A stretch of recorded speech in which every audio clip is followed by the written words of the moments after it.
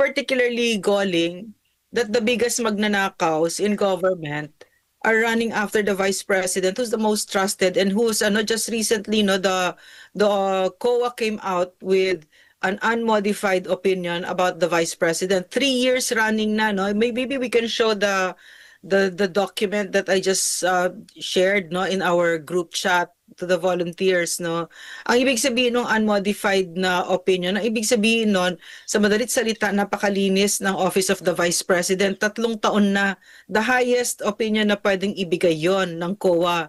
Therefore, ano yun, in other words, makikita mo doon ang character ng Vice President. And again, no, it's particularly galling that yung mga pinakamalalaking mga buwaya na yan, no, na bilyon-bilyon ang ninakaw sa Pilipino, kasama dyan si Joel Chua, no, akala lakas ng loob, nahahabulin ang Vice President at yun na nagpapa-high horse pa.